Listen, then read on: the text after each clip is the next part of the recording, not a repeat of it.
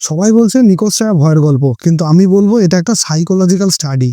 এখানে ভাদুড়ি মশাই কি সত্যি হিরো, নাকি উনি নিজেই সেই অন্ধকারের অংশ যাকে উনি ধ্বংস করতে চান? ট্রেলার দেখে যা ভাবছেন গল্পের আসল লেয়ারগুলো তার চেয়ে অনেক গভীর। নমস্কার, আমি শান্তনু। আজ কথা বলবো নিখোঁজ ছায়া 2 সিজনের এমন কিছু ডিটেলস নিয়ে যা অন্য কোনো রিভিউতে আপনারা শোনেননি। পণ্য সবরীর সাপ যদি হয় পরিচিতি, তবে নিখোঁজ ছায়া হলো সেই পরিচিতির ডিকনস্ট্রাকশন। পরমব্রত চট্টোপাধ্যায় এখানে খুব চতুরতার সাথে বাংলার গ্রাম্য ফোকলোর আর ক্রিয়েটিভ লিবার্টির একটা অদ্ভুত ফিউশন ঘটিয়েছেন। এটা কিন্তু এই টিপিক্যাল ভূত চতুর্দশীর কোনো গল্প নয়, বরং তান্ত্রিক ক্রিয়াকলাপের এমন কিছু অথেন্টিক ডিটেলিং এখানে আছে যা সচরাচর বাংলা কন্টেন্ট এড়িয়ে যাওয়া হয়। এবার আসি সবচেয়ে ইউনিক পয়েন্টে। ভাদুড়ি মশাই সাইকোলজি মানে চিরঞ্জিত চক্রবর্তী এখানে প্রথাগত ত্রাণকর্তা নন।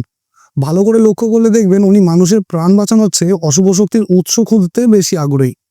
ওনার এই নলেজ হান্ডে অবসেশন বা ঘোরের জায়গাটা এই সিরিজের মেরুদণ্ড। অন্যদিকে কাঞ্চন মল্লিক, উনি এখানে ভিলেন নন, উনি হলেন বিশৃঙ্খলার প্রতীক। ওনার অভিনয় লাউড মনে হতে পারে, কিন্তু আসল অগরিতান্ত্রিকের বডি ল্যাঙ্গুয়েজ স্টাডি করলে বুঝবেন এই ম্যাডনেসটাই দরকার ছিল এই সিরিজে। আর প্রোডাকশন ডিজাইনের যদি কথা বলি, এখানে আলো ছায়ার ব্যবহার শুধু ভয়ের জন্য ব্যবহার করা হয়নি, যেটা আমার মনে হয়েছে চরিত্রের দ্বৈত সত্তা বোঝাতেও ব্যবহার করা হয়েছে।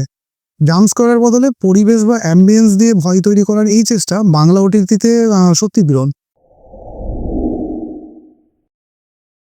সিজন 1 ছিল একটা সরল রৈখিক, কিন্তু সিজন 2 অনেক বেশি লেয়ার্ড এবং ডিস্টার্বিং। মাঝখানে চিত্রনাট্য সামান্য স্লো মনে হতে পারে আপনাদের, কিন্তু ক্লাইম্যাক্সের ওই 10 মিনিট আপনাকে সিট থেকে উঠতে দেবে না। আপনি যদি অথেন্টিক বেঙ্গলি অকাল্ট হরর ভালোবাসেন, যেটা ওয়েস্টার্ন কপি নয় বরং আমাদের মাটির কাছাকাছি, তাহলে এই সিরিজটা আপনার জন্য মাস্ট ওয়াচ।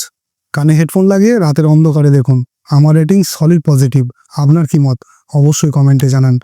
আর এরকম আরো ভালো ভালো রিভিউ পেতে সাবস্ক্রাইব করুন দ্য শান্তনু রিভিউকে। দেখা হচ্ছে তাহলে পরের ভিডিওতে। ভালো থাকবেন।